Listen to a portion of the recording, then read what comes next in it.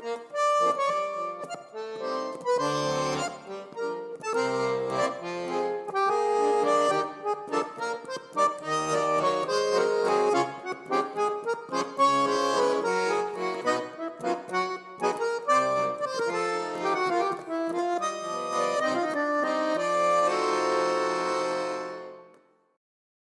大家好，欢迎来到 Poca 故事村，我是村长 Poca。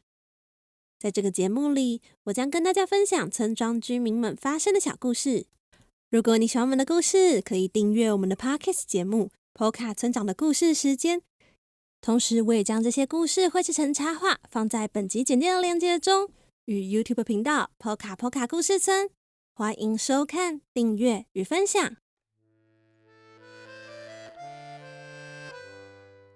大家现在听到这个故事时，村长应该还在照顾刚刚出生的小村民吧？村长呢，会尽快的回到 Poca 村长的故事时间，并为大家带来更多有趣的故事哦。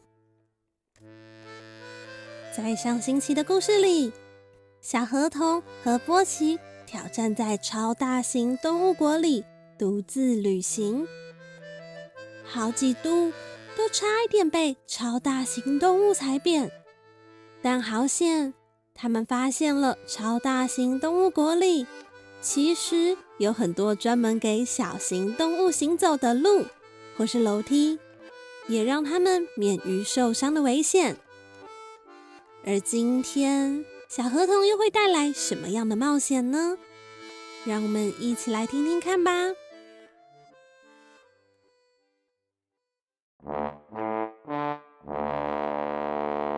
小河童日记之超大型动物国篇。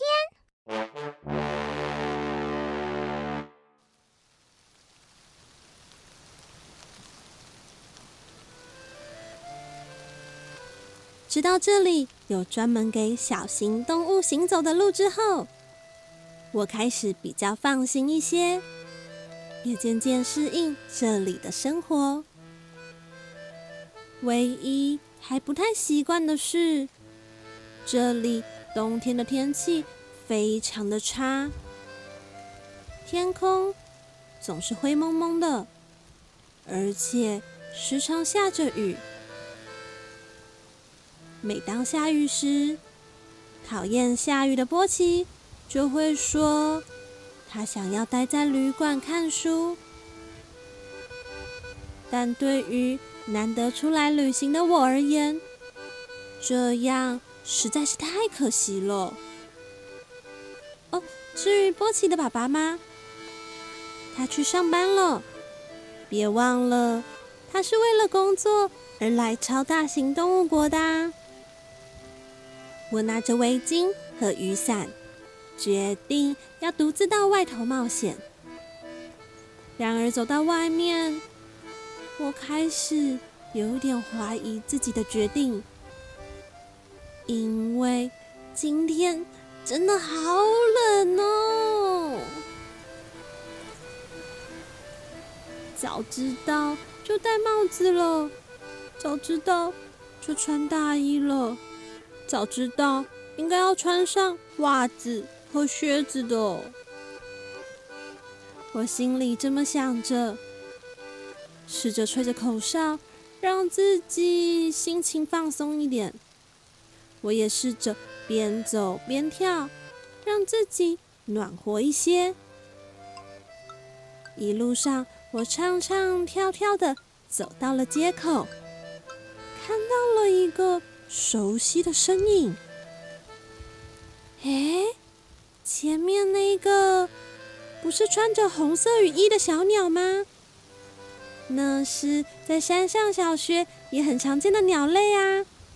之前我还曾经喂过它们哦。如果想知道它们的故事，可以收听第15集《红色雨衣的小鸟》。看着红色雨衣的小鸟，我觉得当我们在陌生的环境时，如果可以遇到一样熟悉的事物，都会觉得特别的安心。像是在不熟悉的地方听到了以前听过的歌，或是闻到以前家乡某样食物的味道，甚至只是看到一本曾经在家乡看过的书，都会觉得特别的怀念与特别的开心。就像是我现在看到红色羽翼的小鸟一般。真想不到超大型动物国也有一样的鸟类。我开心的蹦蹦跳跳的跑到红色羽翼的小鸟旁，像是看到熟悉的朋友一般。结果到了那里才发现，在这里即便是红色羽翼的小鸟，也长得特别的高大。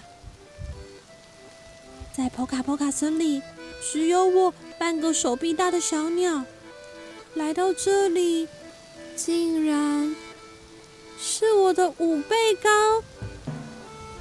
吓了一跳的我，赶紧躲进雨伞底下，假装没有事情，心想：超大型动物国真是不可思议呀！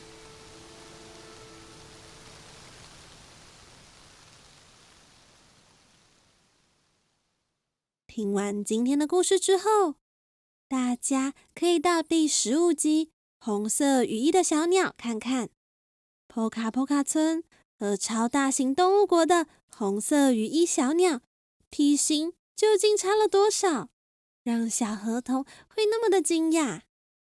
好啦，今天的故事就到这里了。最后，如果你喜欢小河童，欢迎大家到各大网络书店购买《小河童成长系列》绘本，一共3册。